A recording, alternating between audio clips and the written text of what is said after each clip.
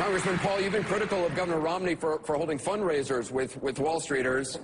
Do you think he understands what the protest is about? Do you understand?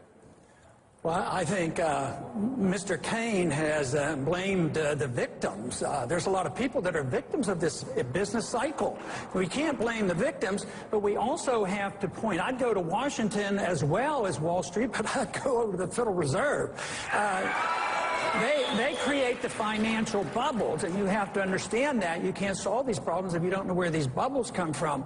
But then when the bailout came, and supported by both parties, you have to realize, 2008, Republicans were still in charge, so the bailouts came from both parties. Guess who they bailed out? The big corporations, the people who were ripping off the people in the derivatives market, and they said, oh, the world's going to come to an end unless we bail out all the banks. So the banks were involved, and the Federal Reserve was involved, but who got stuck?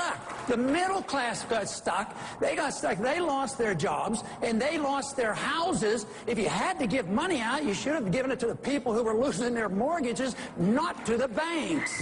Mr. Kaine, do you want to respond?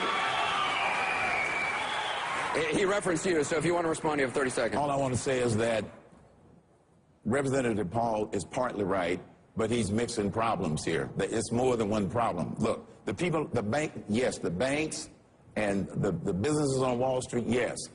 The way that was administered was not right. But my point is this.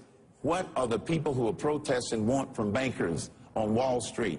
To come downstairs and write them a check? This is what we don't understand. Go and get to the source of the problem is all I'm saying. I got to give you 30 seconds, and then we'll go to Governor Romney. Yes, the argument is the program was okay, but it was mismanaged. But I work on the assumption that government's not very capable of managing almost anything, so you shouldn't put that much trust into government.